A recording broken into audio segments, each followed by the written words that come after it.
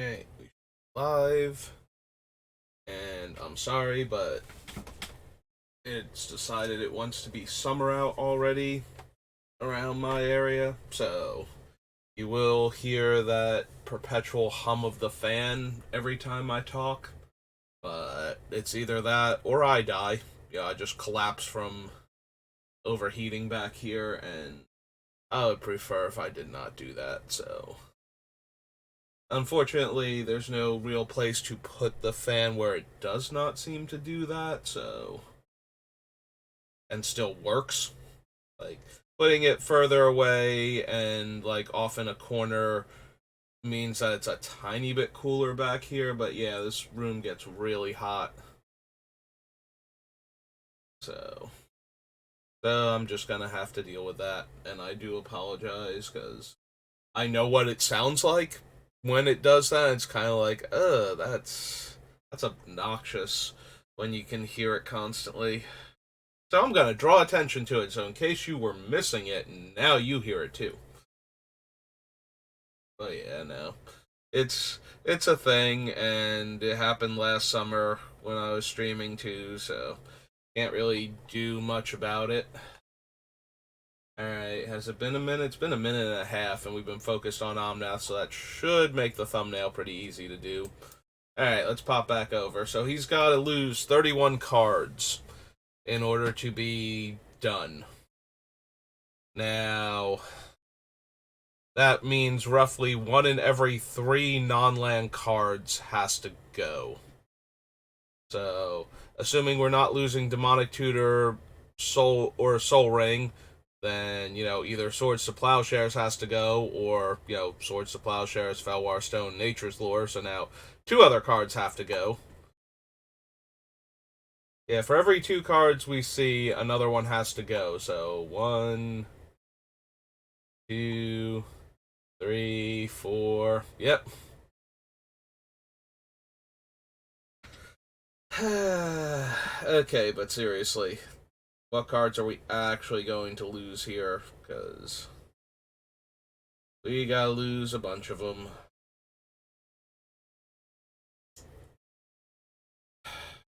I like Meosion of Night's Reach. I think it's really good.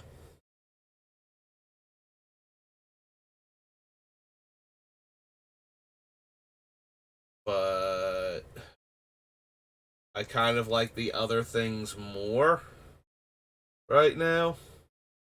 It's still really good though. Maybe I can lose one of the other. Like, there's also a chance it could be Angel of Despair. She's okay.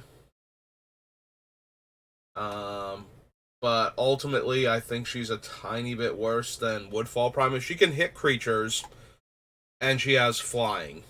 So those are her 2 upsides. Woodfall Primus can't hit creatures and has trample instead, but the first time he dies, he gets to come back and kill another thing. So that kind of pushes it. It could also be the Dragon. It could be Horde of Notions. We have a bunch of other ways to get our things back, and Horde is restricted to only the 5 elementals. All 5 of which are very good to get back. It's the 2 other Omnaths, Yarok, and Nyxbloom, whatever its name is, the triple mana producer, and there's one other one that I'm blanking on right now. Oh, the Cavalier. So it can get back all of those for 5 mana. But those are the only things it can get back, and we have other cards that can get back everything, so. Yeah, if we've got to cut a card, that one seems like one of the more cut-worthy ones. It might legitimately be Bolus. That brings us down to only the 1 Planeswalker in Mind Sculptor, and Mind Sculptor has more synergy with setting up the deck, whereas Bolus is one of the payoff cards, and we have a lot of payoff cards. It's still super tempting to leave him in the deck, though, just because of how strong he is. Plussing to destroy non-creature permanents means that Bolus usually needs to get taken out by either a giant creature, has to get distracted by him, which means it had to come out and after we played him, otherwise we would have just stolen it. Or it has to, innately be resistant to that. And we still cast Bolus, so we still had a plan. Or it came out afterwards and has haste. So maybe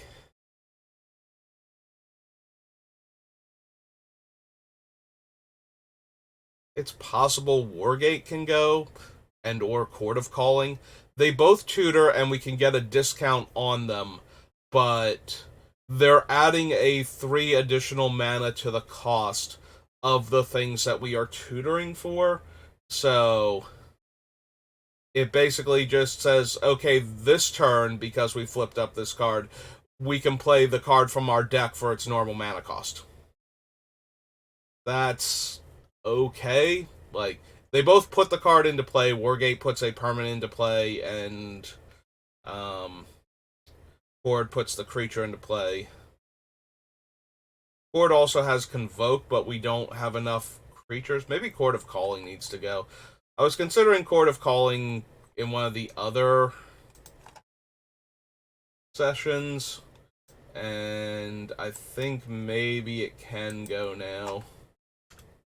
We'll leave Wargate for now because it gets any permanent, so if we flip it up in like the mid to late game, we should still be able to get what we need. It is difficult though, because a lot of our big bomby spells are like 7 and 8 mana, so we need to have like 7 to 8. And we did cut most, if not all, of the expensive adds lots more mana artifacts to our deck, or from our deck rather. So a lot of that's going to rely on, well, did we build up enough mana with our commander? Because that is how we turn a card like this back into a very powerful top deck, is we just get to float mana that we didn't spend on previous turns over to this turn. So now, okay, like we want to get an 8-drop from our deck. We want to get, like a Woodfall Primus or a Bolus or something. Then, and we get the 3 mana discount, so now we need 8 mana. Well, if we had 2 or 3 floating, that becomes way, way more doable. And Omnath has that potential, so.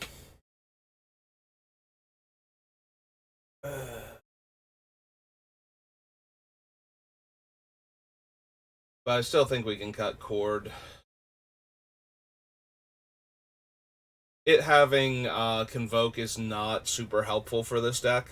So, like, when we Convoke it, we're going to be able to tap, like, 2 creatures, maybe. Realistically.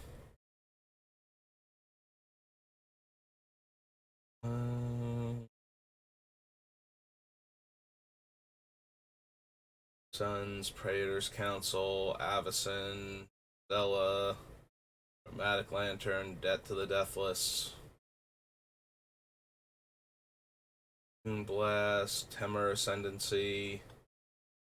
I do love Villainous Wealth as a finisher. That thing is just so silly when you can build up mana for it.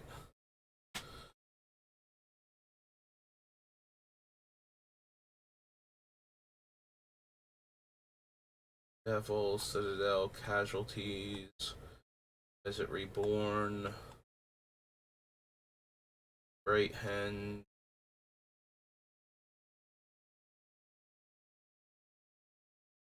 Yeah, Nyx Bloom Ancient is its title. I could not remember the ancient part. Fury, Genesis, Inspired.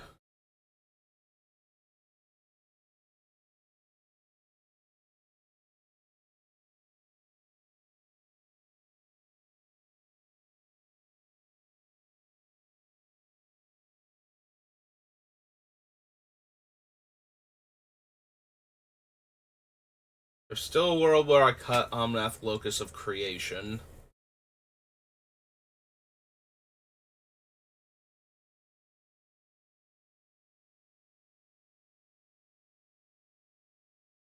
Oh, that's true. We could extra cut cord because we also have Rocco, and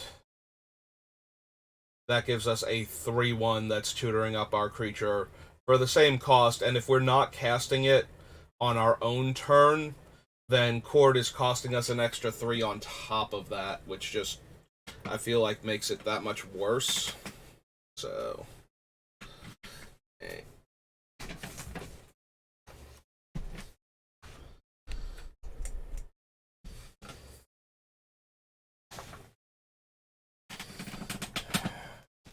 Yeah, creaky chair is still here, just barely hanging on.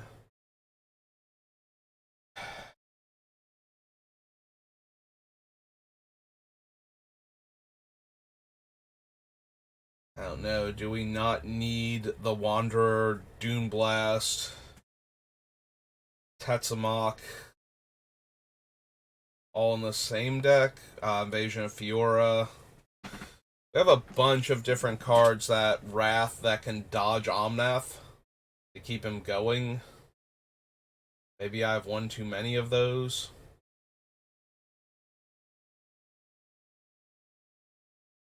Fiery Emancipation might still go.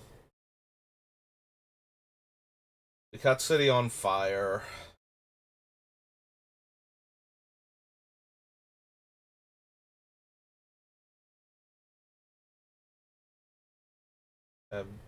Damnation, Dune Blast, Tetsamok, Ruinous Ultimatum, the Eternal Wanderer, and Invasion. That's what, 6? 1, 2, 3, 4, 5, 6 Wraths.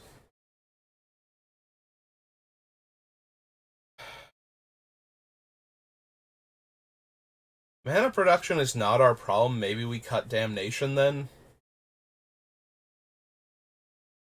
Like, maybe we cut Damnation. It's also possible we cut Tetsamok. Like, we don't have any payoffs for Tetsamok past his own ability. Like, there's no dinosaur-specific payoffs, and he's not triple black in the casting cost. The same is true for Damnation not being triple black, whereas Doom Blast has 3 colored mana symbols, and then none of the rest of them do, so if we're cutting them based solely on that, that might not be the best move, but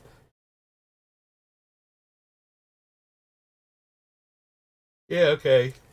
I can see both Tetsamok and Damnation going then, and go down to 4 Wraths that don't hit our commander. And we're cutting 2 that don't meet the requirements for his trigger to get extra mana, so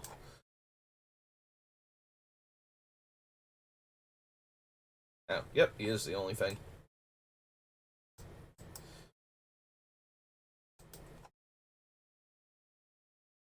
We do have to find the other one of him because we also had him under the big dumb creature category. That's what's going on. Oops. Not mean to pull that up. Accidentally hit one of the other buttons. Let's go ahead and save it now. In case that was Tetsamok, and we also need Damnation.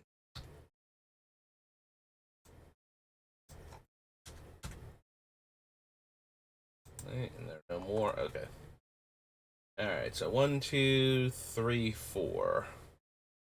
Oh, we just saved 8 other cards. So that's 87. 27 more cuts and we're good.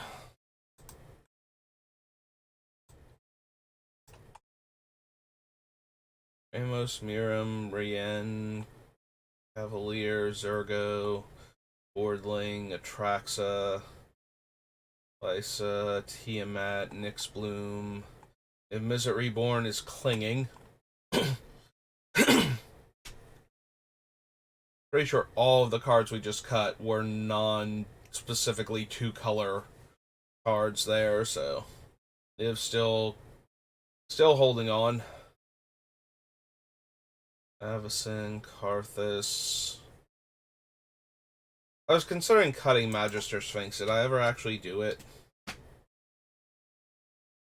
Right. Yeah, I did. Okay, so this one being on the list still down here is just an oversight. Alright.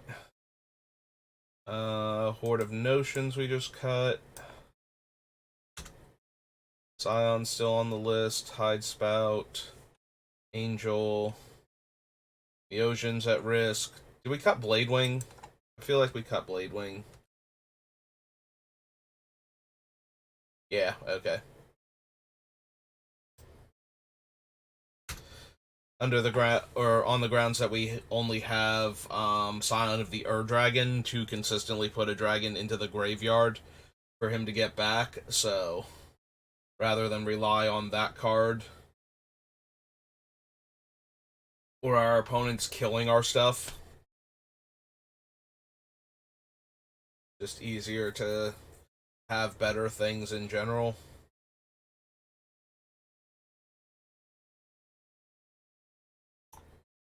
Grace's Judgment, Eternal Wanderer, Void Rend, Casualties of War, Devil, Assassin's Trophy.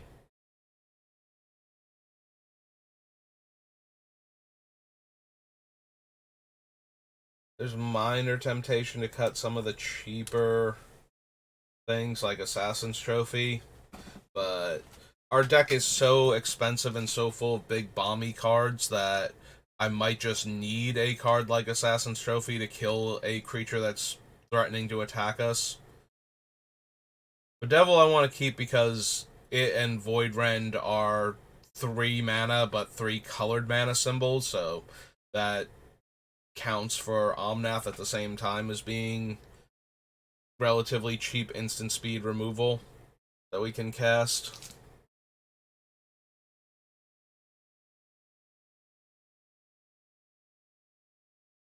I do like Shattering Pulse and Allay as our enchantment and artifact removal. Like, if I had something more reusable than that, that could hit both, but Aura Shards is not working out in this deck. We do not produce a creature consistently enough. Keep destroying problematic artifacts and enchantments.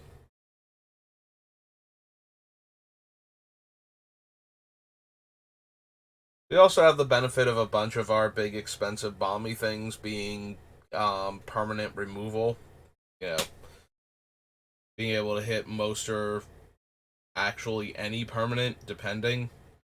Like, we have Angel of Despair, Nicol Bolas, Ashen Rider, Kami War can all hit a specific card that our opponents have. And most of those hit creatures too. Like, again, the Woodfall Primus is the only one that doesn't hit creatures, and it gains the ability to kill 2 things just by existing before we bring it back with other effects. And then we've got, Casualties, Ruinous Ultimate, and we have a lot of kill that thing specifically. I do like having Allay and Shattering Pulse because they can keep killing things as long as the opponent can't sacrifice them. Like, Shattering Pulse is terrible at killing treasure tokens unless they came into play tapped. But being able to kill any powerful artifact or enchantment and still have a removal spell for the next one, especially in this deck where we get to run both of them.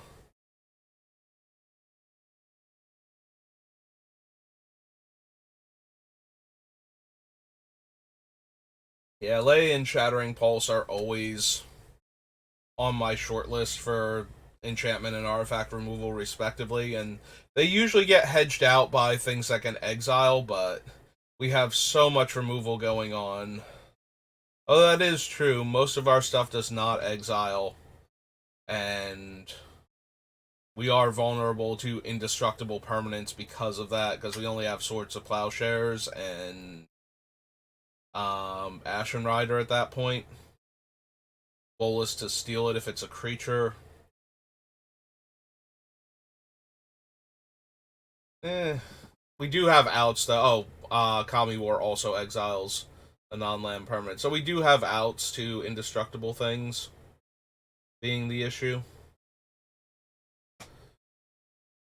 Scion, Avacyn, Gisela, Ashen Rider, Omnath, Niv, Nyxborn, or Nyxbloom rather, Tiamat, Lysa, Traxa, and Wardling, Rude Lord. They're going Ojutai.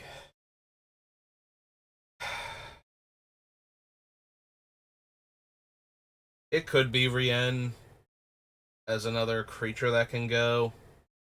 She's relatively small. Like, she's in the same slightly smaller size category as, like, Zergo and Ojutai, but without the haste. And with no way to protect herself. Like, at least Avacyn is also indestructible when she's down. So, it seems likely that Rien will just be the first thing that dies. Maybe if I'm lucky, she dies alongside one of my other multicolored permanents. Also, she is restricted to multicolored, which most of my things are, but not all of them. Like, she does nothing for Nyxbloom Ancient, Woodfall Primus, Cavalier of the Dawn, Tidespout Tyrant. Yeah, I could see it being Rien at this point. We did have a lot of multicolored cards, and we do have um, cards that care about her being an angel. So it was not unreasonable to have her in the deck. But I think we're doing better with the other things we have right now. Yeah, let's go cross her off the list too. That saved 2 more cards. 26 more to go.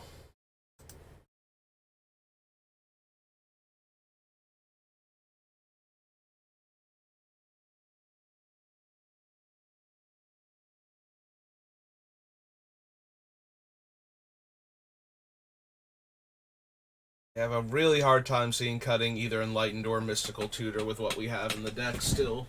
A bit closer. I stop feeling like I'm lunging for the mouse. Too many fetches to not run Crucible. Also, we have the one Omnath who cares about our landfall triggers, so... excuse me. And we can get the fetches back with Muldrotha. So...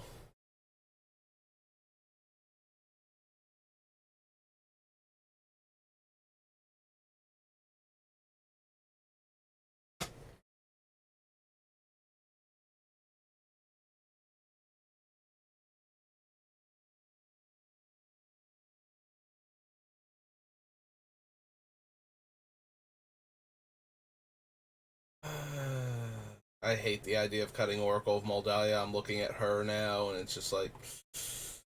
I mean, technically, but also no. Deathless, Ashen Rider, Dune Blast, Ascendancy, Villainous Wealth.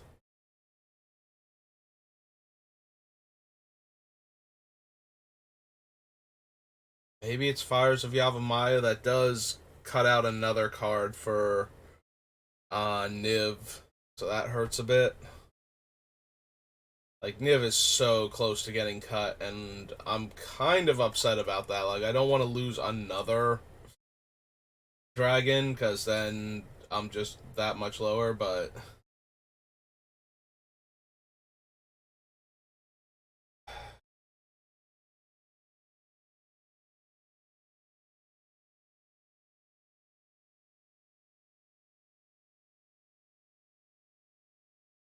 Like, we have just barely enough dragons and angels for the ones that we still have in the deck that care about that sort of thing to still be in the deck, and if we cut them, then I feel like I'm going to wind up cutting, like, 6 other cards, but then I have to find replacements for them. Like, they can't just be cuts, otherwise we have no creatures anymore. Like, if we cut enough dragons that Scion of the Ur-Dragon can go, and then now we've cut enough dragons that Talia the Vast doesn't have enough. We have no demons, so we only have angels and dragons left. So if I cut too many dragons, then Miram stops working. Um, and yeah, it just kind of spirals, and we need replacement big dumb creatures at that point. Not necessarily dragons, but possibly, you know, something large with a bunch of colored mana symbols. So I do have to be careful about that, but we need 20 some odd cuts. I'm not gonna go back and double check it again, but close. Everything is a legend, so Ratadrabic and Sisay. Not everything, but enough things currently are still legends that those two have a lot of um, targets for Sisay and interactions with Ratadrabic, so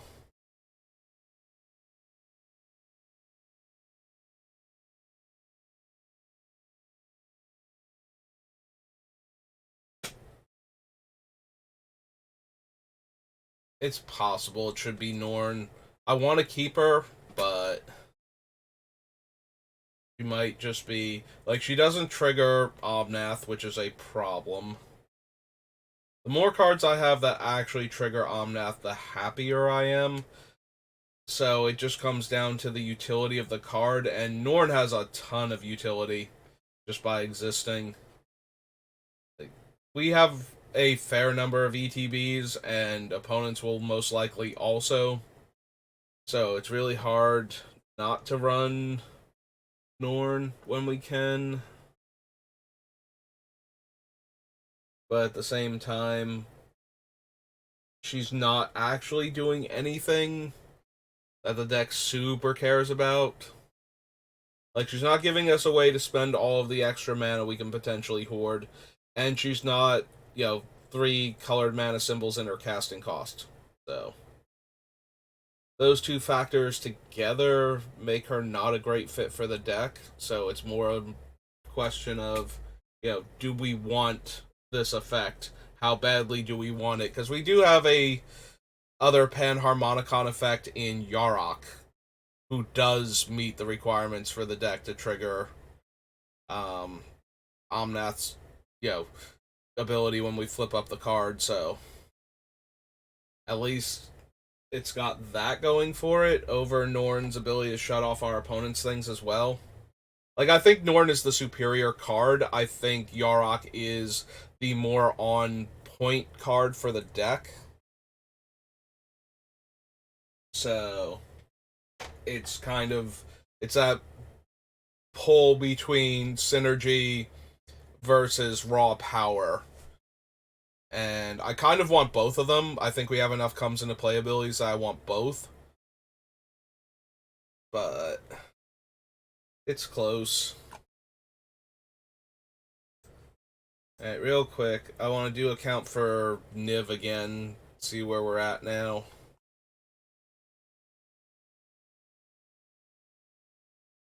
I want to make sure Niv is still on the list. So Sisay and Fires are 2.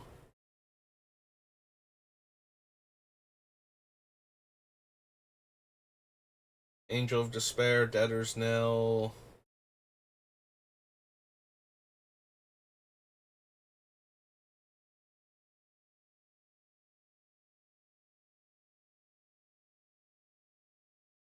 Nope. Gisela. Debt to the Deathless. Ashen Rider. Up to 7. Omnath is 8. Trophies 9. Bedevil's 10. Casualties was 11.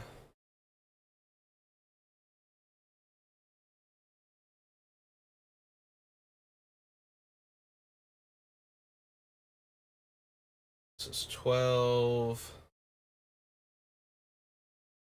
Drawback's 13.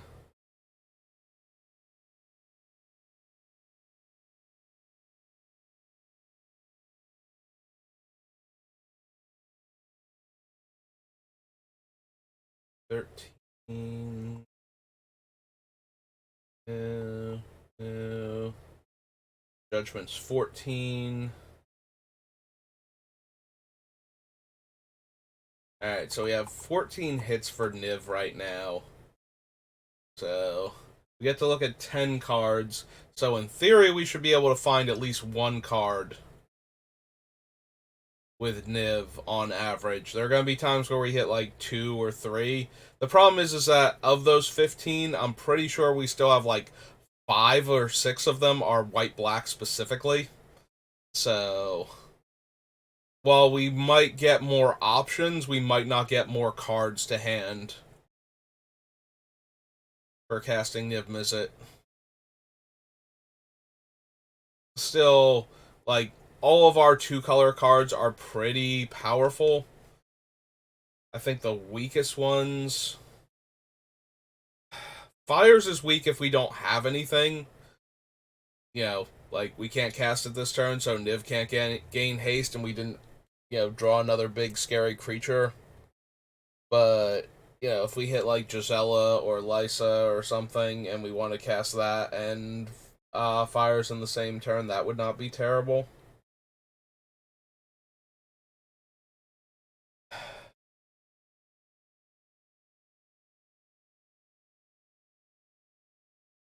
Yeah, we're at 14, which is slightly more than 1 in 10. So, I guess we could still cut 1, maybe 2 more 2-color cards specifically before I have to just cut Niv and possibly replace him with a different dragon. Or angel, or demon. I don't even know what one that's going to be now.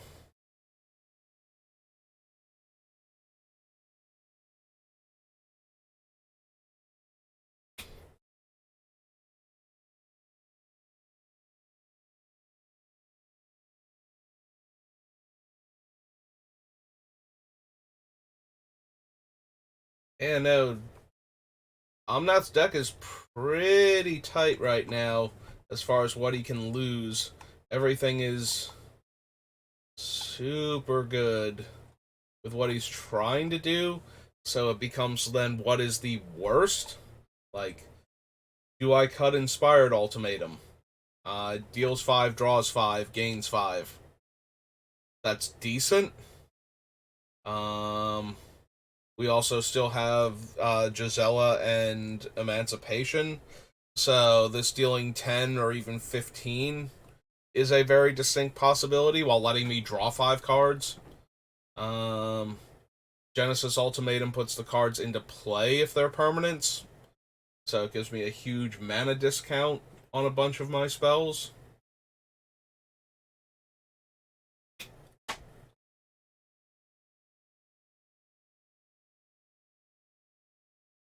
Like, Ruinous Ultimatum is one of the most important. Eerie Ultimatum is very strong. As long as we don't run into too much graveyard hate before we cast it. Maybe the Great Henge goes. It's the last survivor of the overpriced mana rocks, primarily because it's not just a mana rock. Like, buffing our creatures and drawing us a card every time we cast a creature. Like, it's pretty reasonable to draw a card most turns, not all turns, in the same vein as we're not going to have a creature hit the battlefield every turn for aura shards. So maybe the Great Henge goes then?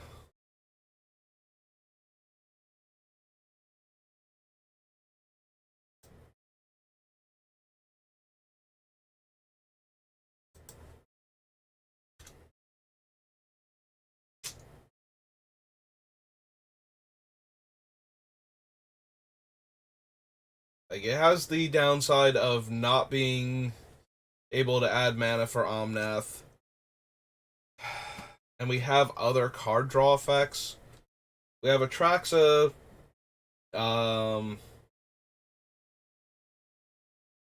Whatchamacallit? We have Atraxa, we have Cruel Ultimatum, we have Inspired Ultimatum, we have Blue Sun's Zenith.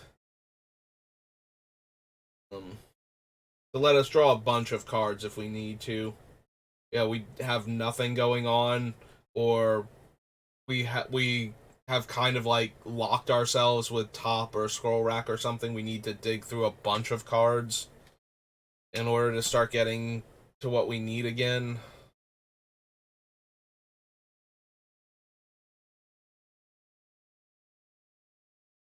Yeah, I can see the Great Henge being a cut.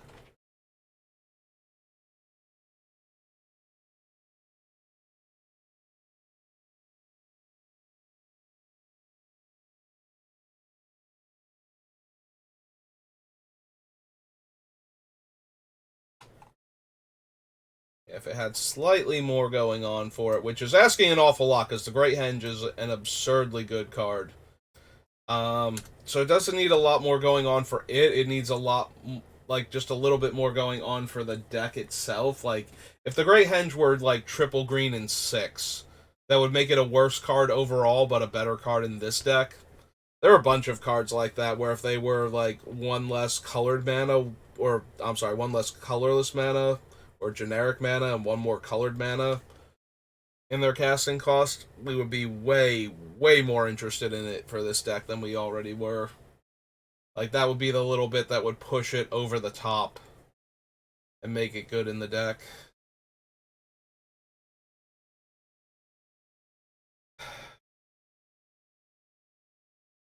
Really stupid question.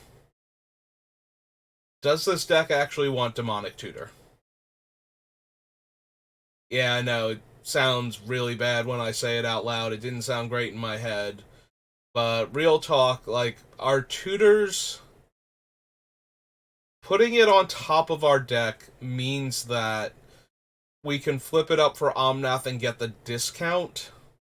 So, by not drawing the card directly, by not putting it into our hand, we get to spend one less mana, so it's kind of like a Dark Ritual, plus getting the card from Omnath's effect. The downside, of course, is that when Omnath is not out, we don't get any of that. Extra downside, if we need to get a spell that does not meet Omnath's requirements, but we need, like, that card specifically. Like, let's say we're not going to have enough mana on our turn, and we need to go grab Swords to Plowshares to kill a creature. That is not great there. But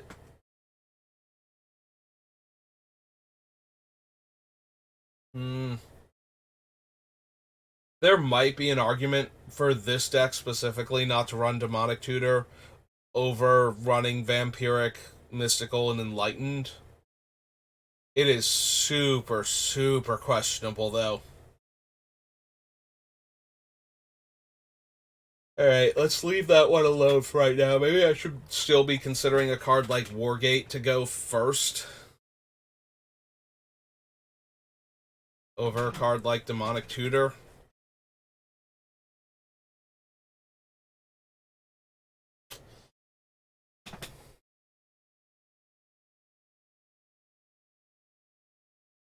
I believe we did bump Great Henge off and we're down to 25 cards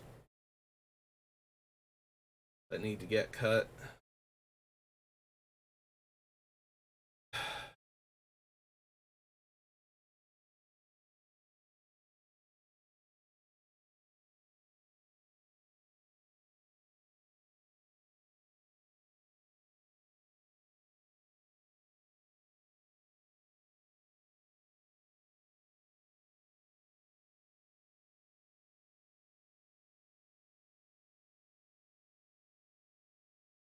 If we cut Fires of Yavimaya, that only leaves us with Temur Battle Rage and Lightning Greaves. Give haste to our non-dragon creatures, and Karthus as the way we give haste to our team when they're dragons specifically.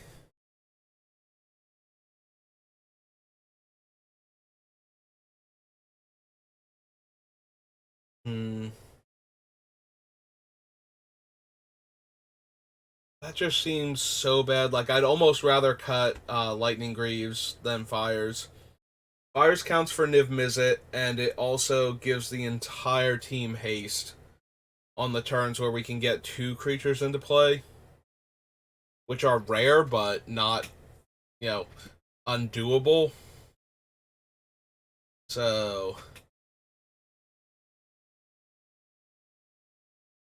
it's close. Like neither one of them is exactly what I want. Temur Battle Rage, or Temur Ascendancy rather, not Battle Rage, Ascendancy is kind of exactly what I want. Like it's giving my guys haste and letting me draw a card on occasion, and it's 3 color mana symbols in the casting cost, so like everything kind of synced up there.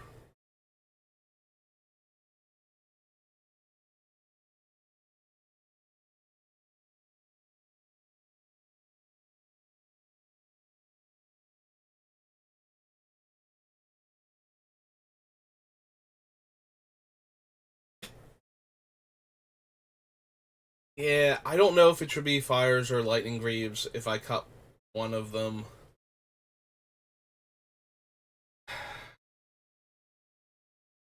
I really like Insurrection as a finisher. We already have Death to the Deathless and Exsanguinate as finishers.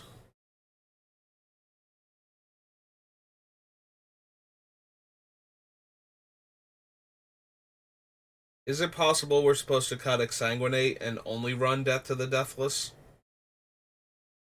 As, a card that's got 3 mana symbols in its casting cost, so we would get the extra mana for it.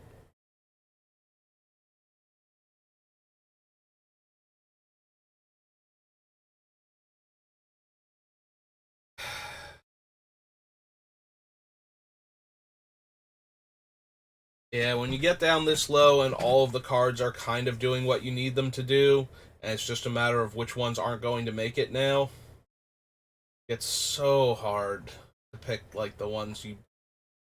Like, we can get rid of Miojin. She is super strong in this deck, though. Like, not only is she a thing that we can flip up and get the black mana for, but we can also save up to her. Like, if we have 6 mana in a turn, and we cast a 5-drop spell, and we just float a mana through the next turn, like, it doesn't take too long before we get to either cast the Miojin anyway that turn, with some of that floating mana, or actually get to cast her in the same turn as another spell.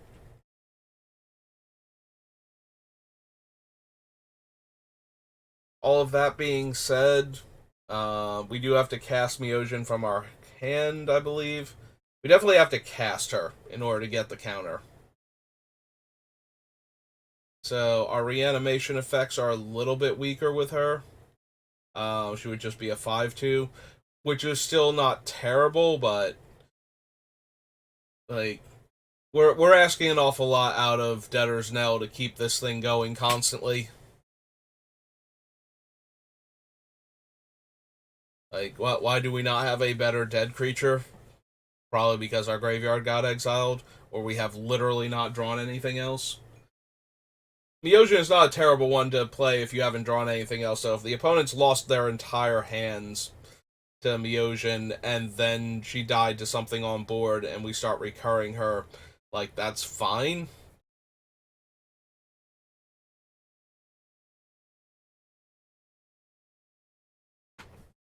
We've also cut a bunch of the ones that put her directly back into play, so we do have a couple cards that are designed to recur cards that will get her to our hand to recast. So there's that. That all being said, she's a 5/2 that makes our opponents discard their hand once. Or a 5/2 indestructible if I don't super care about their hands, which is like, if our opponents don't have good hands, like they only have a couple cards in hand and they're not doing anything, so they're not that scary, then a 5/2 indestructible certainly is way more interesting to me.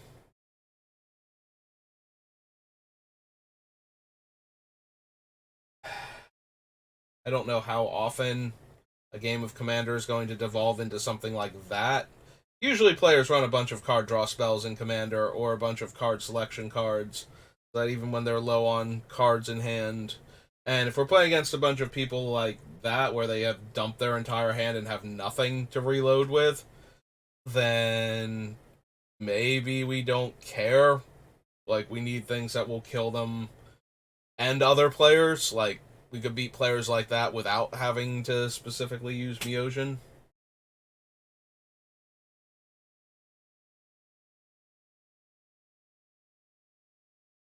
Hmm. She's definitely cuttable. She's not multicolored for Niv. She's not a dragon or an angel.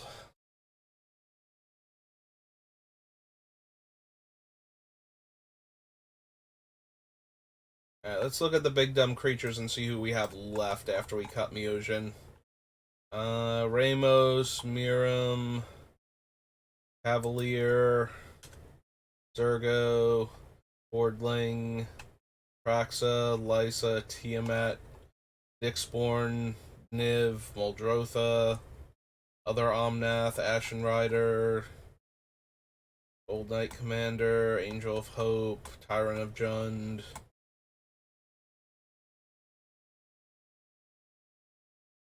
We certainly can cut the Myojin.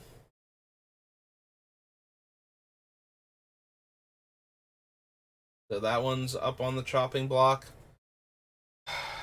There's a part of me that wonders about Nyx Bloom Ancient, especially since we cut the Horde of Notions. But at the same time, like, floating triple mana makes it really easy to get a lethal debt from the Deathless. Debt to the Deathless off. So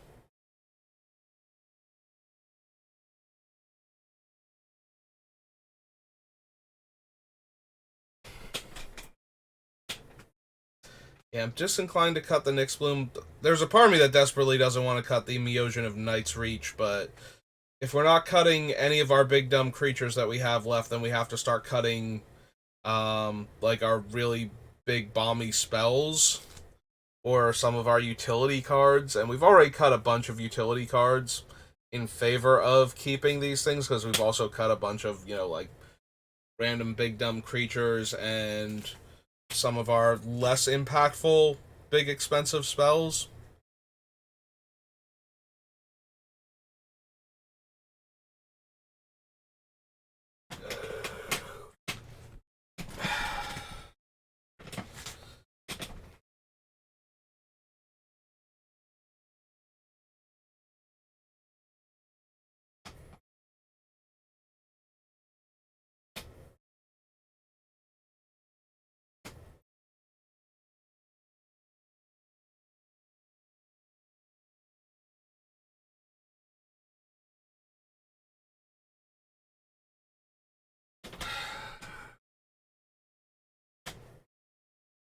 Do we want to consider cutting one of the 3-drop mana ramp cards?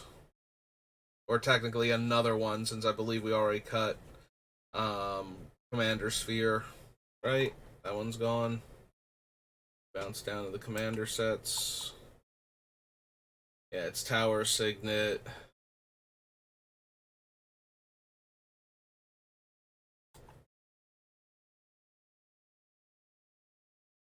I could actually see it being Chromatic Lantern. Um, this deck should not have many, if any, mana issues as far as colors go with our mana base, plus some of the other things that we have in here.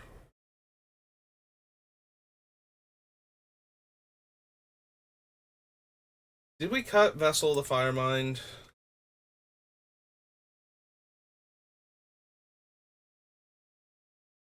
Unless I spelled it wrong.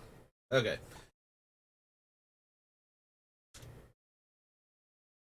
Okay. So yeah. So that one is gone. So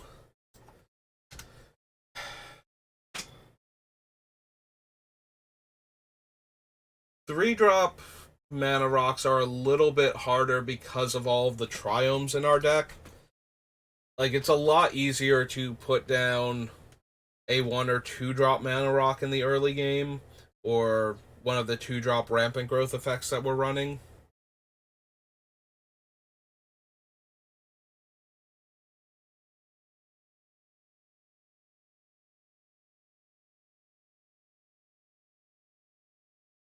Also, aside from Farseek, I don't think either Nature's Lure or Three Visits puts it into play tapped either, which is kind of a big deal for this deck.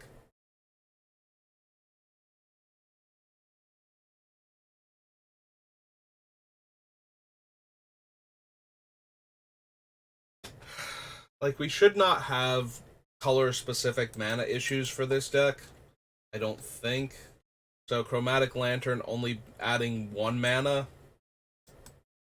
At least with Coalition Relic, every other turn it can add 2. And that still leaves us with Felwar Stone, Arcane Signet, the 3 ramp spells that get land specifically, the Coalition Relic, and then we also have the effects of our own commander, which we're trying to get to the part where he almost like it has to be lands on top, and we can't dig through them or get them off the top with Oracle or anything.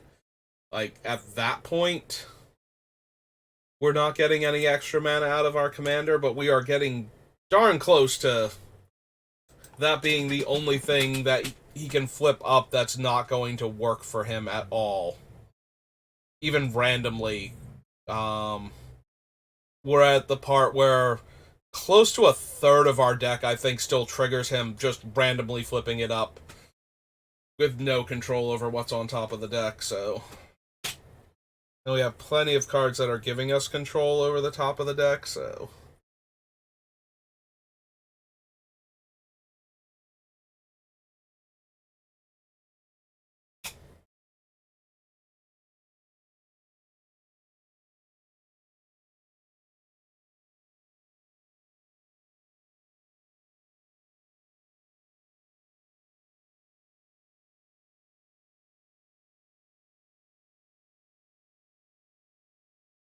Right, 3 Visits does put the card into play untapped also, doesn't it?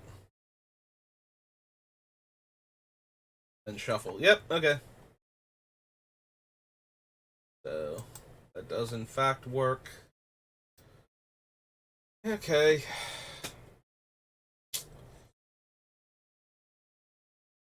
Yeah, I can't imagine cutting Scroll Rack. Soothsaying is the worst of our setup cards, and it's still probably too strong to cut.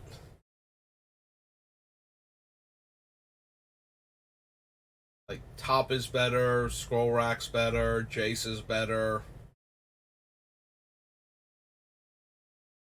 At the same time, we have so much going on with the deck. Where just being able to control what's on top of it is super, super important. Like, if we can guarantee Omnath hits every single turn, I don't see how we can lose outside of like absurd combos going off. Like if Omnath is just essentially drawing us a card and giving us 3 mana, if he is our very own personal Howling Lotus, then I don't see how we can lose most games. Like we're just going to outvalue and out mana production our opponents too fast. And we'll be able to control most of the board with our like overwhelming assortment of big removal spells. So cutting a card that gives us more control over the top of our deck seems really bad. The downside to Soothsaying though is that it costs so much mana to look at the cut. You know, it's X mana to look at X cards. So that is the biggest drawback. Like Jace, we can put the card back on top. Yeah, we cast a different spell, and then we draw 3 and put the card back with another card on top of it, so that way we go draw step, draw the other card. Omnath reveal the card with enough mana symbols again, and keep going in that manner.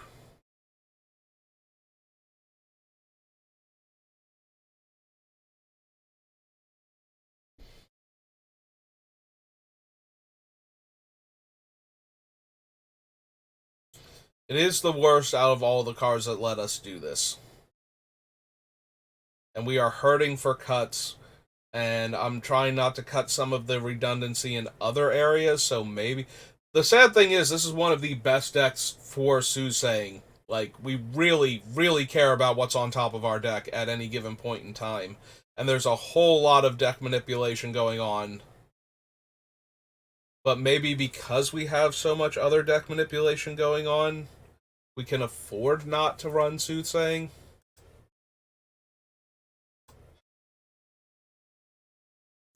Alright, I was looking forward to finally having a deck to put this thing in. Because way back when, I got a Japanese foil one when Commander was starting to become a big deal because I thought it was going to be one of those cards. And I have not built a deck yet that actually uses it. Of course, I already had top because I was running that in Vintage as a mana, as a artifact for my Tolarian Academy and a way to manipulate the top cards of my deck with all the other tutors going on. And to draw the card immediately if I put a card on top with like Vampiric Tutor or um, Seal, Imperial Seal.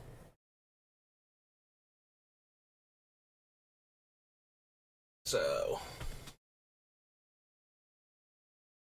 of course, my deck is like Tesserator, which is horribly, horribly outdated and outclassed by most Vintage decks now, but I also don't get any opportunities to really play Vintage against anybody else, so I don't think it matters if my current deck is a Tezzeret Time Vault combo deck. It's not like I'm going to be playing it against anybody anytime soon. Most likely. If I did revamp it, I probably want to do something along the lines of Paradoxical Outcome I really like. Or Shops, because I have all the Shops cards. I can't do Aggro Bazaar because I only have 2 Bazaar Bagdads, and that's kind of the most important card in that deck, so... So yeah, only those two super interest me. Maybe I'll see something else cool at some point in time.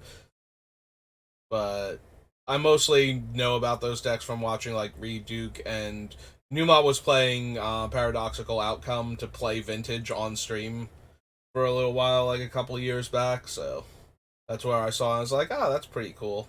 I kind of like combo decks in Vintage. I prefer them to like super aggro decks or most control decks. Like, I think they have the most explosive potential in Vintage. I do miss when Vintage was a more control oriented format where Library of Alexandria was insanely strong and you just had a ton of cards in your hand every single turn. And now, and games went on for like dozens of turns. Now games go on for like 2 to 4 turns. They're really long and involved turns, and there's a lot of back and forth play. A lot of people miss that about Vintage. You know, they don't realize that that's how it actually works. Like, yes, if sometimes you have a deck that has poor interaction and is super focused on its own game, and the games are really quick, but in a lot of cases, both decks have ways to interact with the opponent at very, very low mana or no mana cost. So the games tend to be very back and forth and very carefully choosing which card you're going to play this particular turn. So even though the games, like the turn count is very low for how quickly the game ends, there's usually a whole lot of thought and back and forth in those very few turns. So I think a lot of people that have never played Vintage and don't really watch people play Vintage think that it is just, oh, I combo kill, I won the die roll, I combo kill you, and we move on with our lives type of game, and that is not actually accurate. So, alright, so if we lose Soothsaying, that brings us down to 83. Man, Omnath is killing me with these cuts. Like, I think I'm having a harder time with Omnath at 23 cuts than I've had with some of the other decks at like 10 cuts. And we did a really good job of not like just overloading Omnath with cards. I've actually been getting just better, I think, at selecting cards.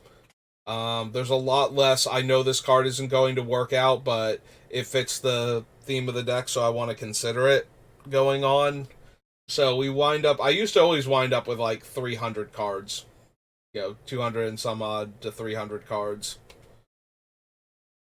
when building commander decks, and now we've managed to have like a 5-color commander start off with less than 200 to cut down to 60. Like that's just a vast improvement over on my card selecting part. So we are getting better at this. But now that we're down to this point, like Omnath has so many powerful options that every card we cut is losing something super, super good.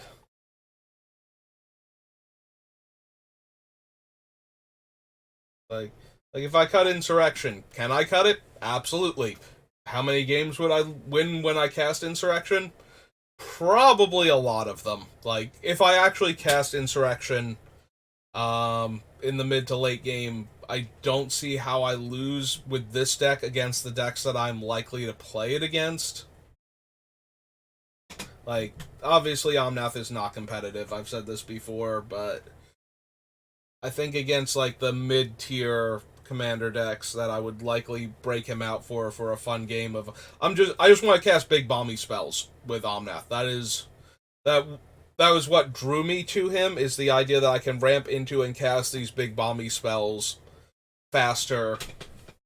I also thought he was going to be, like, specifically a 3-color commander, where 3-color was going to be the most important thing, not 3-colored mana symbols in the cost, which has not changed him a ton. Like, we're talking about cards like Insurrection, Future Sight, and Citadel, and Tidespout Tyrant, and whatnot. Like, those cards got into the conversation. But there were comparable power level cards with 3 colors in their casting cost, and we would have gained access to the Streetlight from Nuka Penna's like set booster and collector booster commander cards.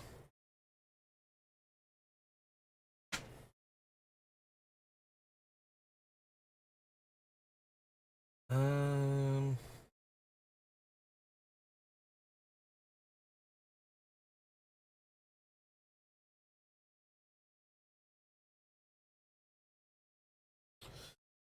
like, we can cut Insurrection. I don't want to. We can cut Myosian. I also don't want to do that. But these are cards that can go.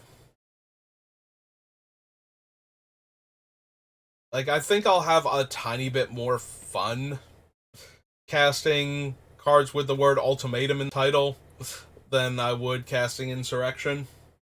Like, you cast Insurrection and you win the game because the opponents no longer have blockers and you have all their big scary attackers and you just get to win. You get to attack everybody for huge amounts of damage. All of their creatures are now, I have to give them back. We don't have any ways to sacrifice them, so if we have to borrow people's creatures and kill other players with them and then give the creatures back, like, that's not great, but for the most part, you cast Insurrection and you win. Like, it's super hard for opponents to suddenly lose all their creatures and have to take potentially all of their creatures to the face and whatever I had left over and still survive that, let alone win the game afterwards. Game's gotta be going really poorly for me, and I have to not be able to kill everybody with their own stuff.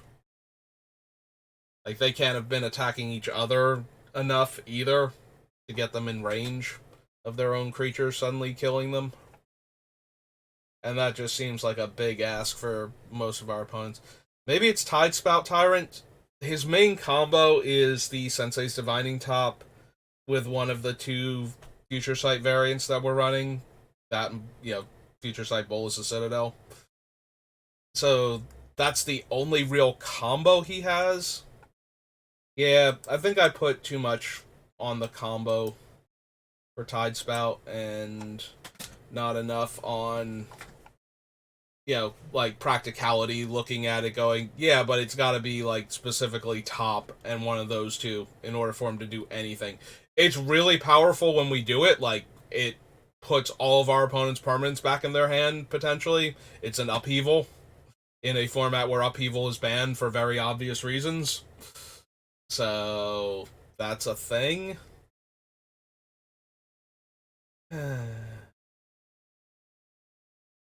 But yeah, being a 3 card combo upheaval, again, it's really, really strong when we do it. If we don't assemble specifically that combo, though, Tide Spout doesn't do anything. Like, he bounces a permanent each turn, most likely. At best.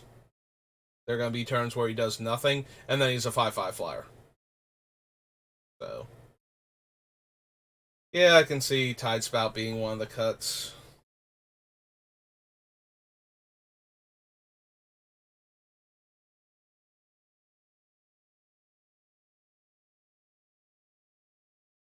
Yeah, I'm starting to lean towards Wargate also.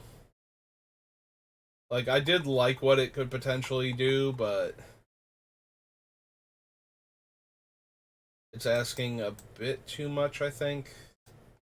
Just a bit. Like, just barely. Um...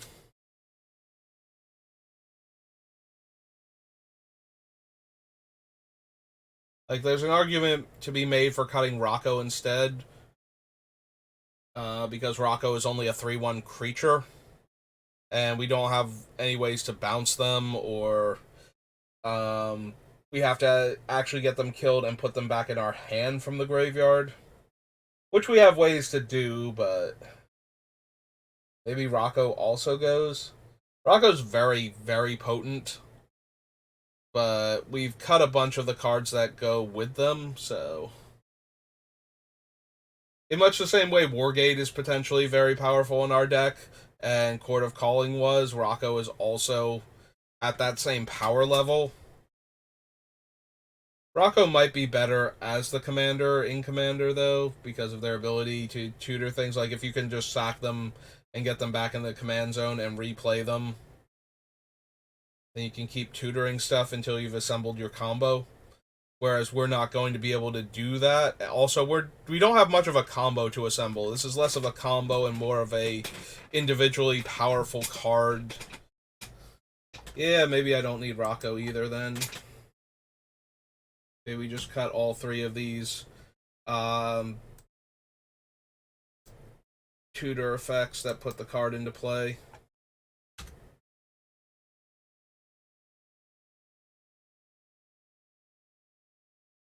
Yeah, if I had a 0-drop creature and Rocco wasn't specifically if I cast them, then we could do that. There might be some value in being able to... Depends on the 0-drop creature. Like, we don't have anything for most of the... Like, we don't have anything for the kobolds or for Memnite or Ornithopter, so probably still wouldn't work out.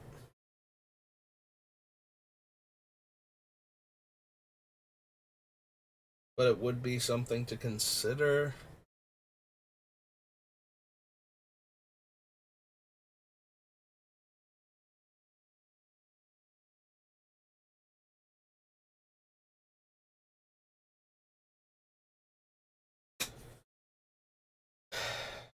Okay. 20 more cuts.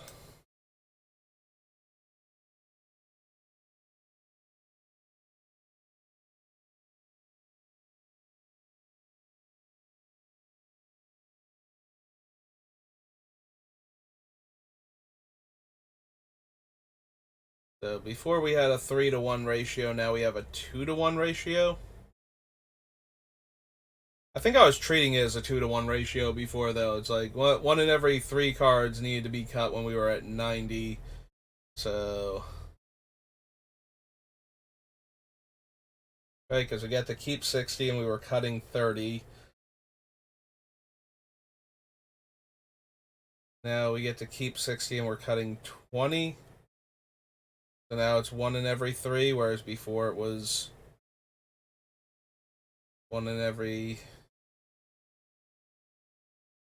Yeah, because we got to keep 2 cards, lose 1. Now we get to keep... Why do I feel like we have the same ratio? Why is my math so bad here? So...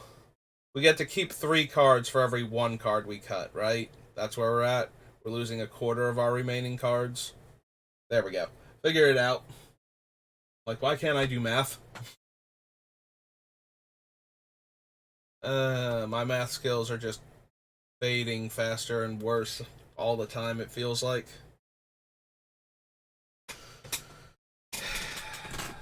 Okay.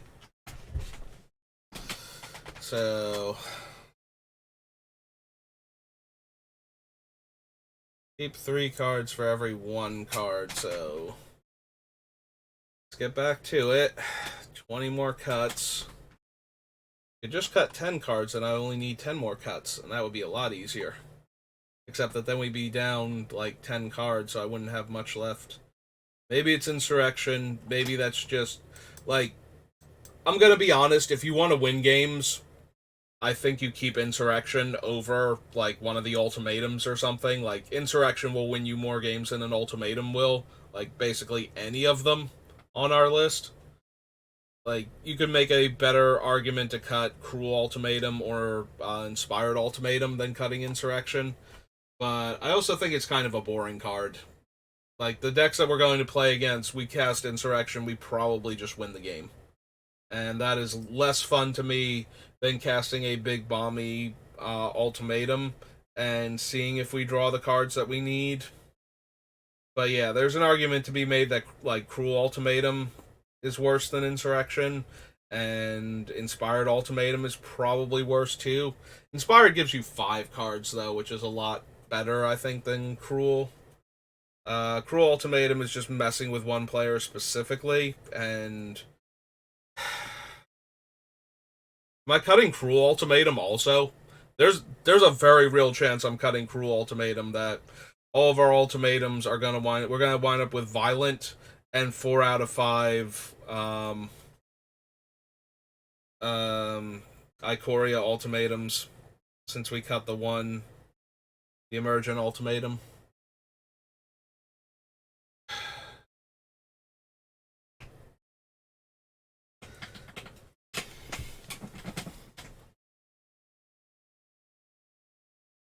Am I actually cutting Cruel Ultimatum? I'm gonna be sad, but that might be correct. Like, it only messes up one player in particular, whereas the other ultimatums... And it gives us 3 cards and a dead creature back.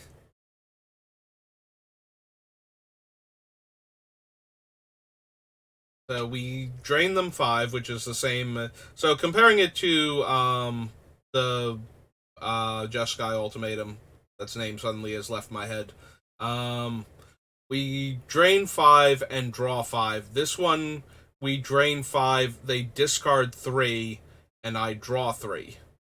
And they sack a creature, and I get a creature back.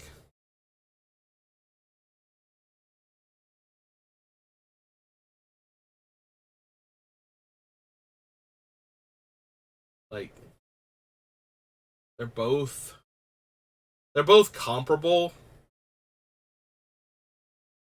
So the question really is, which one of them is better?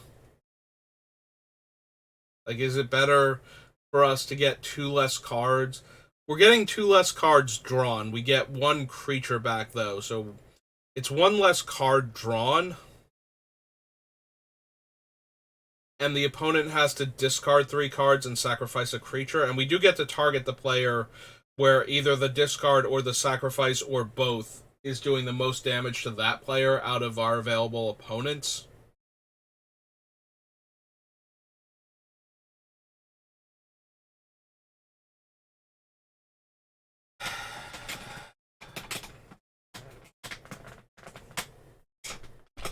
Oh, creaky chair. I'd say don't change, but wow, do I need to replace you? Like, this is so bad. It's like not giving me good back support at all, and it's threatening to just like snap one of the other things and let me like fall backwards and hurt myself. So, but at the same time, my back is sore and leaning forward is not helping anything. So we're kind of at a impasse as far as that is concerned.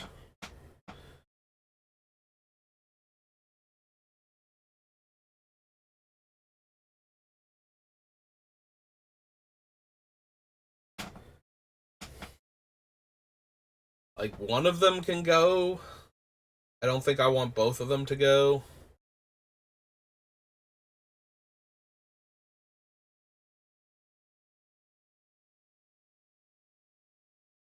Maybe the deal breaker is that this one is triple black. Red, red, blue, blue. Whereas the other one is triple red, blue, blue, white, white. So this one is slightly like, if we have to float mana through turns in order to cast this, that's doable, whereas the other one it's not.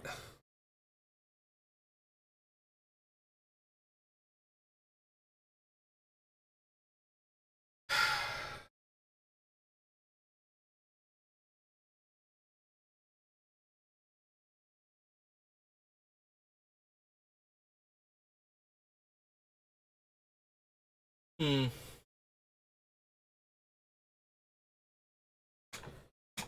So this is cruel. Let's go down to Ikoria. It's inspired ultimatum, yeah. So it's white, white, triple red, blue, blue. That's true. The inspired ultimatum can deal the 5 damage to anything, and I draw 5. So I can kill a specific creature with 5 or less toughness. Whereas the cruel ultimatum can kill a specific creature if that's their only creature. So sometimes that's going to just be obviously way better. Yeah. When your one creature is an Eldrazi Titan or a giant dragon or a Kraken or something, way less likely to be able to kill that.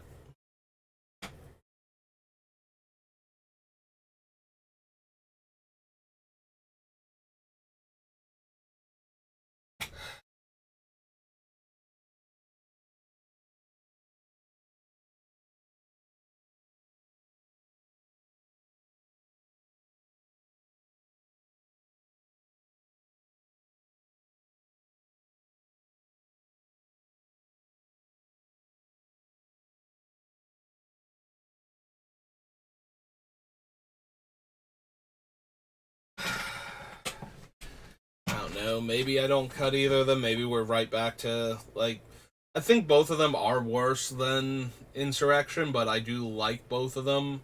There's arguments to be made for either of them staying in the deck. Huh. I just now noticed, because of how close they are together, that the World Tree can technically tutor out Tiamat. Like, it does almost nothing because I didn't cast Tiamat, so I don't get to tutor for the other dragons, but I can in fact spend 10 mana, tap and sack this thing, and put Tiamat into play at instant speed, so that is in fact a card that can happen. That I did not realize was something the deck was capable of doing.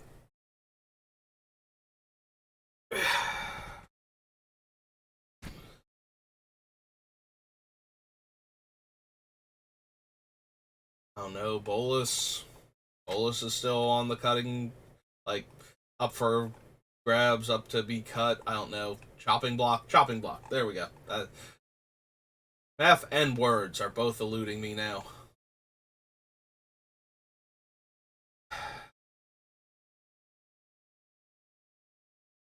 We don't have as many good ways to execute on the Scion, but we also have cards that can buy back things from our graveyard, so being able to tutor dragons to the graveyard while getting most of their effects.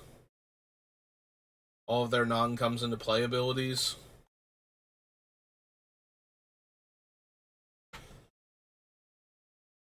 How many actual dragons do we have left now? the thing's gonna be off because of all the ones down at the bottom. Okay, so yeah, that's the bottom part. So Scion is 1 with a bunch in there. Arthas is 2 with a bunch in there. Set names. Niv Mizzet Reborn is 3. Tiamat's 4. Broodlord's 5. Zergo's 6. Hiram's 7. And Ramos is 8. So we actually only have 8 dragons plus the 1 dragon, like Okaigachi, on the back of the Kami War to trigger Miram again, since he's all 5 color. Well, not since he's all 5 colors, since he is a dragon coming into play, rather.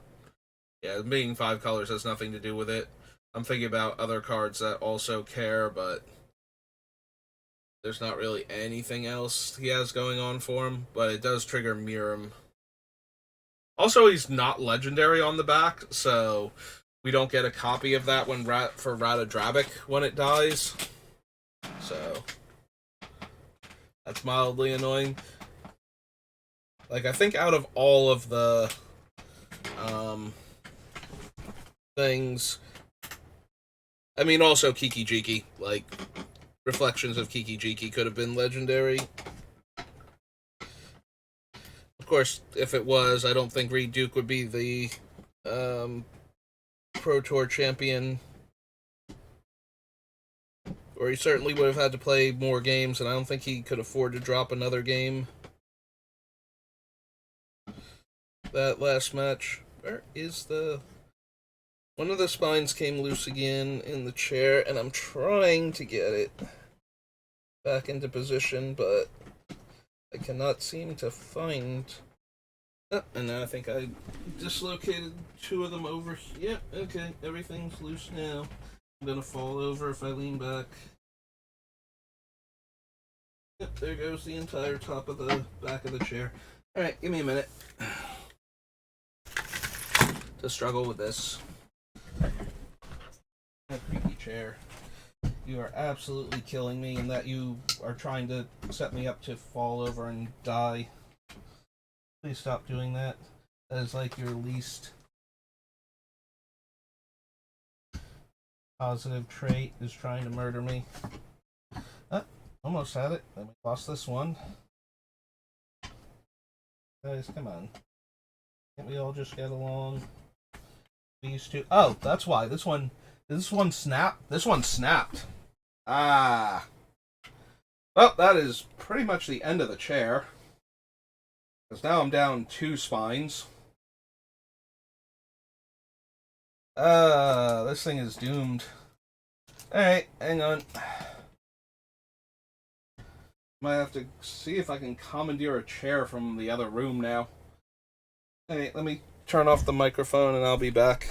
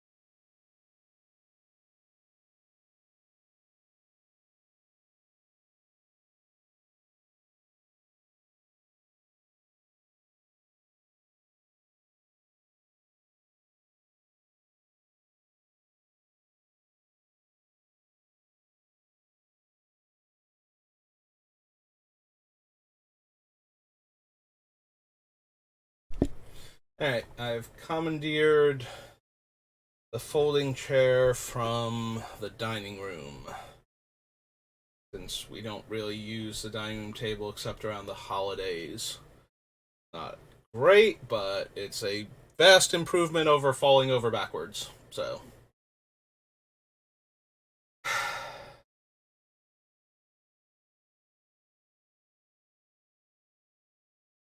Okay.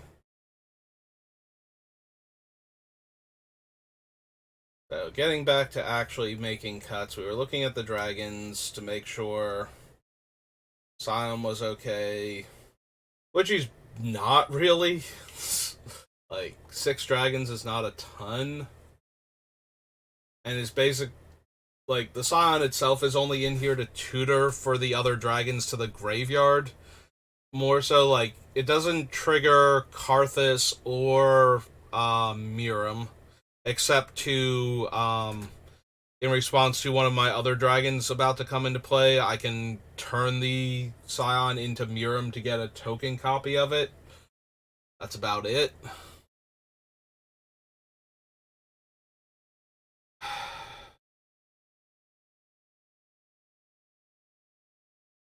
The problem is that if I cut the Scion, I kind of want a different dragon.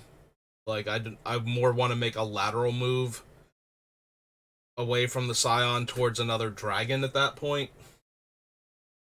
With 3+ colors in its mana cost. That has either comes into play ability or a static. I don't want it to be like an attack trigger or a damage trigger like Intet again.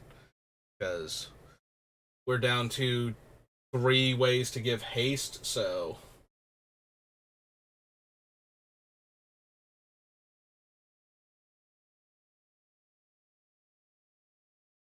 that kind of undermines any of those type of dragons. So we need one with a strong like static or comes into play effect, or at least a death trigger, something. And preferably with 3+ color, like almost has to also have the 3+ colors in the casting cost, like has to be very mana very specific color heavy, not necessarily any given color. Black would be nice, but yeah, there aren't that many triple black dragons. There aren't even a whole lot of like triple color dragons, and obviously most of them are red, but so most of the dragons I would be using would actually be 3-color more than likely. Like, I think the only 2-color 3-colored mana symbols in their casting cost dragons might actually be in March of the Machines. Like, I think most dragons are either like that have 3-colored mana symbols are monochromatic or 3+ colors.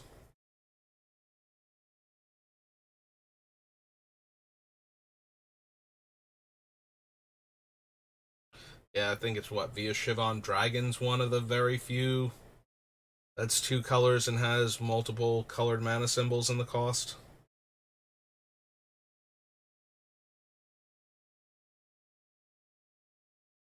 Yeah, I said might be the only ones that I immediately remembered via Shivan Dragon at least meets those requirements.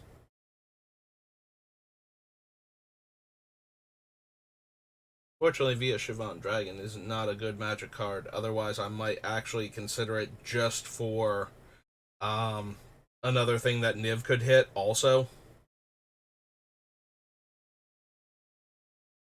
Like, there's some minor temptation for Kairi and Hidetsugu, but I don't think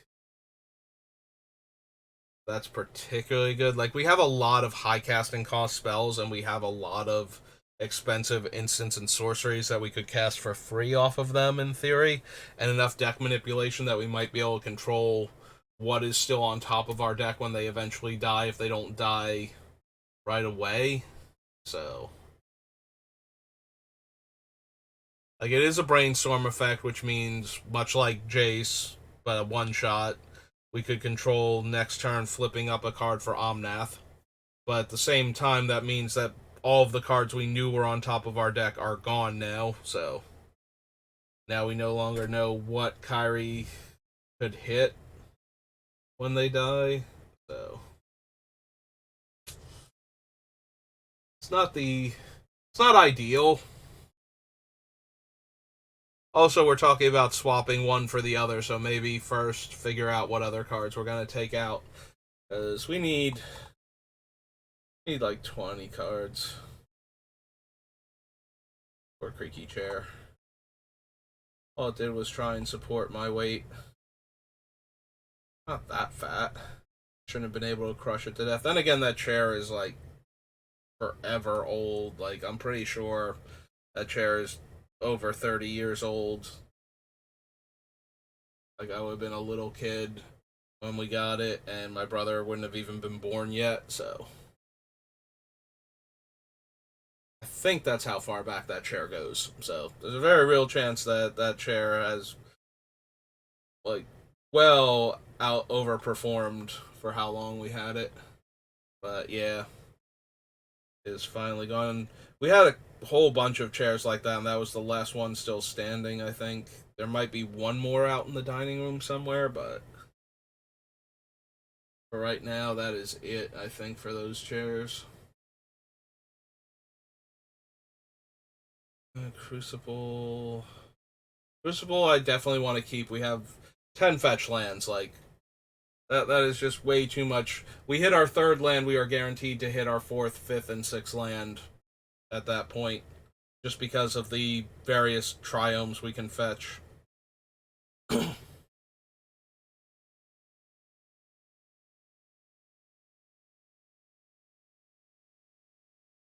Now, Woodfall Primus, Cruel Ultimatum.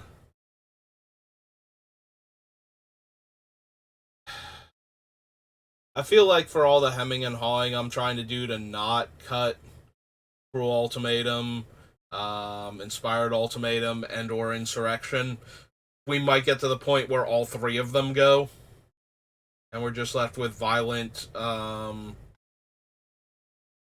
Ruinous, and the one that looks at the top some number of cards of our deck, and we get to cast all of the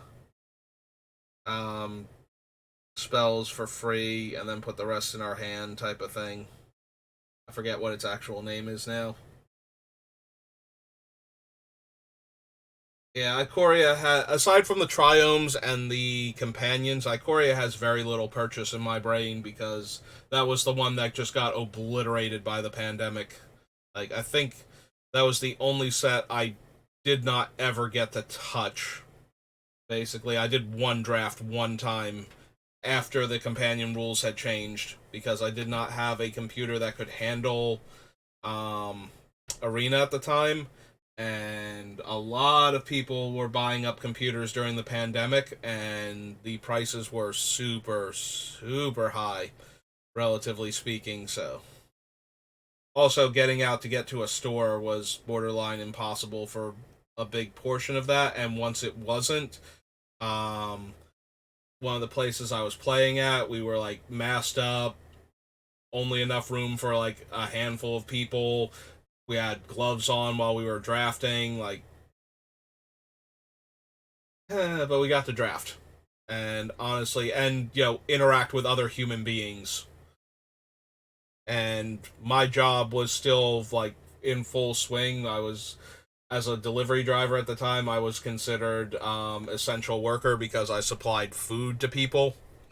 So, and I work for a company that does not close for anything. You have to force them. Like, government has to come in and shut them down, or they are not closing. Like, that, they wanted to stay open during hurricanes. Type of, are you kidding me? There were times where I would come back from a delivery and say, okay, there's enough snow on the ground, I can't drive anymore. We're done. I am not driving any, like, I cannot drive anymore. I have, like, a little vehicle that's gonna slide around in the snow. and I have two-wheel drive. This is not happening.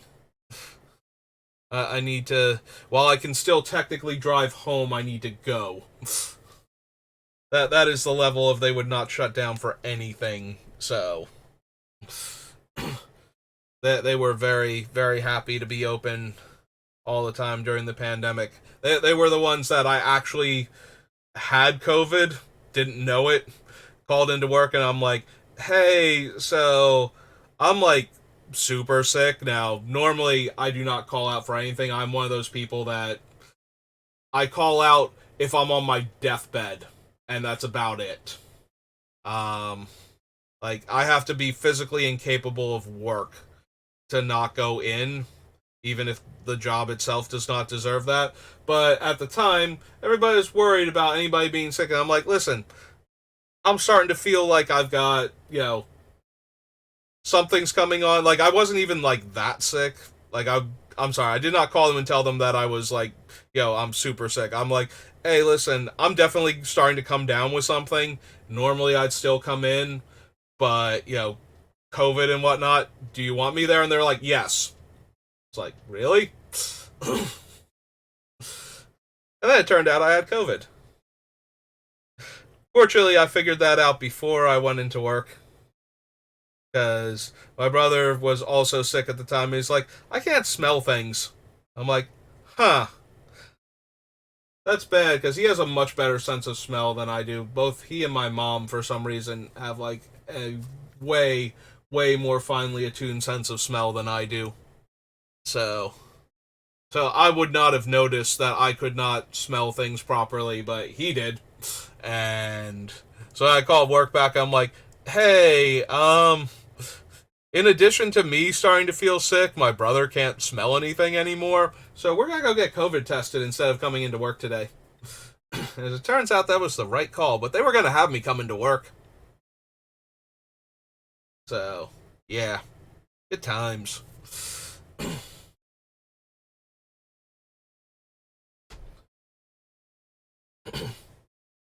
Yeah, no, I did not think I was coming down with like that. I thought I was going to have like a cold because I had already had the stupid thing before. Like, I got sick from COVID before most people knew what to call it. Like, before, when I got it, people were still talking about how there was a virus outbreak in China. Because I collect Asian language foil magic cards, and I'm pretty sure that is the only contact I had. So, that would have to be where it came from. But, yeah, things tasted weird for like a month, and, um, especially ketchup. Ketchup had like this weird, horrific taste to it after I got it the first time. Um, for like a month or so. And I like ketchup on things, so that was pretty frustrating. Ketchup, like tomatoes tasted weird, so ketchup tasted weird. Pasta sauce, like red pasta sauce, marinara, any of it tasted weird. Pizzas tasted weird. It was really super super obnoxious, more so than anything else. Because there are way worse things to take away from that than just having some like one type of food taste weird. So I got off pretty easy that way too. But yeah, I was just sick for like a day, like just completely could not get out of bed, and then I was relatively fine after that, and was back to work in a few days, and assumed that I just had the flu, because what else do you call it at that point? And then when we started having all of the symptoms and side effects of getting COVID explained, it's like, oh hey, I remember having that. I had that in February. Like, we weren't even calling it the coronavirus yet. We were still just talking about it on like news channels as a thing that was happening in China at the time specifically, and like no other, like no concern, no other mentions of anything else going on. It's like, and then we started getting, oh, we started having cases confirmed. So yeah, that was That was not great. I didn't even order from China specifically. I think I ordered from Taiwan. I think it was like the command, not the commander decks. It was the planeswalker decks because I collect one of the things I specifically collect out of the Asian language foil cards is planeswalkers. So the planeswalker decks I had to get them in one of the three foreign languages that I collected the planeswalkers in order to get the planeswalkers the face cards for my collection. So I'm pretty sure that was the thing that had come, and then I got sick like a few days later, and I'm 99.9% sure that was from Taiwan, not from, like mainland China. So, but yeah, that is how I got the coronavirus before we knew it was the coronavirus. Oh, also, speaking of work and not being able to call out, the day before I crashed was Super Bowl Sunday, so of course I was at work and like delivering to everybody. Oh my god, that was terrible. Like that was the actual worst, and I wouldn't have even known anything about it until like 2 month, like a month and a half later. It's like April, where we're all like, oh, okay, now we need to go into like we're talking about like locking down for 2 weeks, like nationwide possibly. Like that's when that started happening. So before I even knew I had contracted the disease that was going to be part of the pandemic. And like I said, I don't call out unless I'm on my deathbed. So as far as I knew, I was just kind of sick, and they were not going to have me call out on Super Bowl Sunday. They would have fired me for doing that. So, as far as I know, I'm not doing anything horrible. As it turns out, maybe I did. Hope nobody got the coronavirus from me for that, but you know, I kind of have to shrug at that point because there's no way I would have known, and there's no way they weren't going to let me go into work. Like, yes, the Super Bowl is a if you don't show up for this, you're basically fired. I was not going to the hospital. I did not have the money to go to the hospital for the flu, so to get a doctor's note to not call out, so I could call out of work without getting fired. So that was a thing. But yeah, that was not great. But yeah, Ikoria has no purchase in my brain because coronavirus.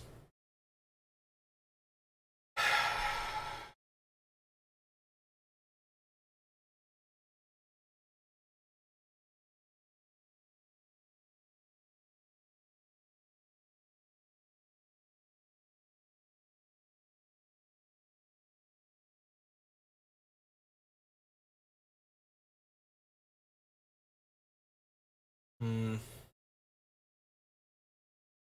What are we going to cut from this deck? We need 20 more cuts, and I have nothing.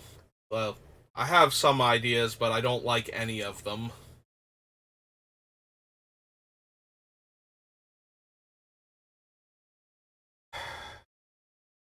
Yeah, I don't think we're going to be done with Omnath before the pre-release. Like, technically, I've got like 2.5 hours, but I don't want to just spend 2.5 hours staring at this deck trying to figure out what I'm gonna cut from it. Like, okay, let's say I cut Insurrection because it's too easy to win with it. Like, seriously, if you want the deck to perform better, do not cut Insurrection. This is an incorrect card to cut from the deck, but this is not a deck where I need the power level to be at maximum.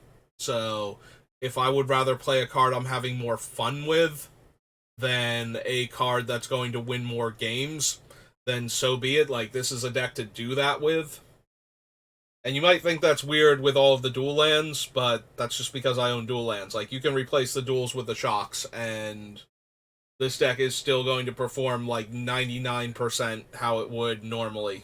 Like, you're going to take an extra 4 damage, maybe 4 damage almost definitely, and then like possibly 12, but I think 12 is a bit high. That's 6 shocklands coming into play untapped. Extra damage. Like, you're already going to pay like 5 to 10 life over the course of the game from the fetches. And the reason why it's 5 to 10 is because of Crucible of Worlds. Like, we are going to be playing lands from the graveyard in this deck, so we will crack the same fetch land a bunch of times. So in that case, you might want to cut Insurrection because you're going to want to make sure, even if I cut Cruel Ultimatum or Inspired Ultimatum, that you have room to run it, because gaining that 5 life is going to be a bit more important with the Shocklands and the Fetches and Bolus's Citadel all in the same deck.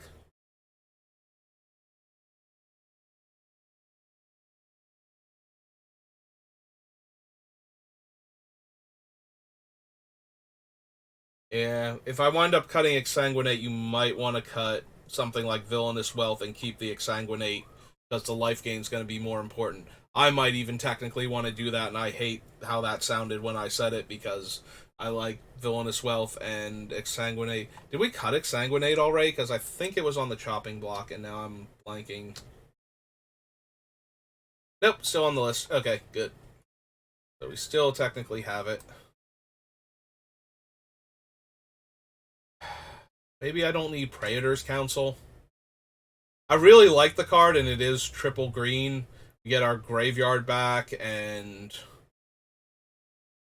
if we've managed to cast a bunch of stuff, like, if we managed to cast a bunch of big bomby sorceries, and then, like, some instant speed removal, and we've had a couple permanents go to the graveyard, like, that's going to just generate a huge amount of card advantage for us. But if we get it too early, then it's just clunky and taking up space in our hand. I mean, we have a few cards like that. Like, we can't not have cards like that with how this deck works, where we just run the risk of, oh, hey, our hand is full of all of the expensive stuff, like, too early in the game. Which is why I want all of the things that ramp us to be so cheap.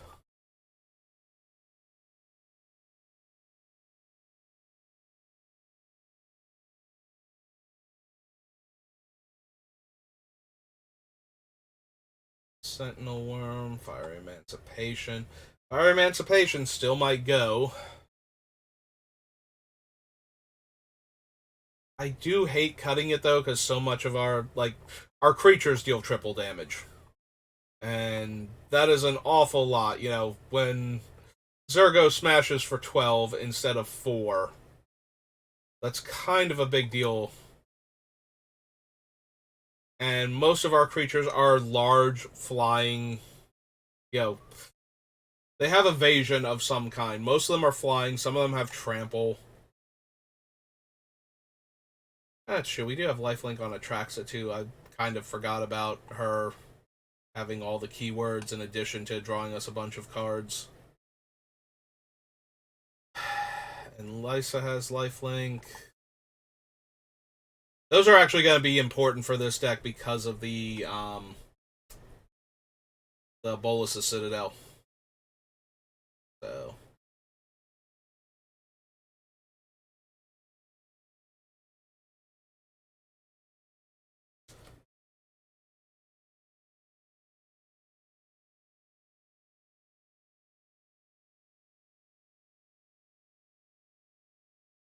Alright, maybe we don't need Praetor's Council then.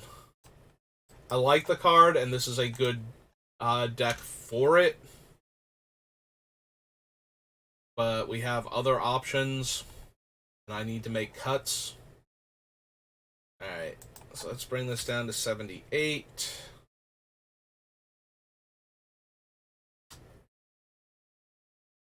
Clear all.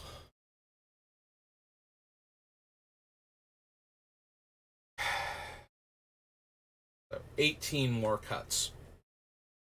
When I can't decide on any one card that I want to see cut, I gotta make 18 more. Alright, we're coming up on the 2 hour mark.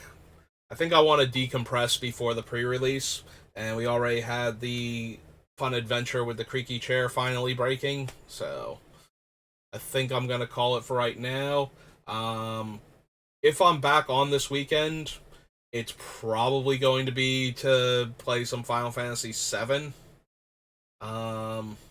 Just because I'm going to have been playing Magic all day, and the only way I would want to play more Magic when I come home is if the set were available, like the way they used to do it, where the set became available like yesterday, and I would have been playing right up until we went to the movie, and I would have been playing that today to prepare for the event tonight in paper. But since they put it off till like Tuesday, I'm probably not going to actually turn on Arena, aside from maybe checking to make sure there aren't any free gems or anything, until Wednesday or Thursday, probably. Maybe Tuesday night if I'm really feeling it, but so yeah, if I'm back on, it'll probably be to play some more of the Final Fantasy VII remake. We'll finish Omnath sometime before the release, most likely, unless I really get into drafting the set. Like, I'm doing well, and I want to spend my free time drafting it while I'm still like good at it compared to everybody else before, because I do tend to adapt to sets faster.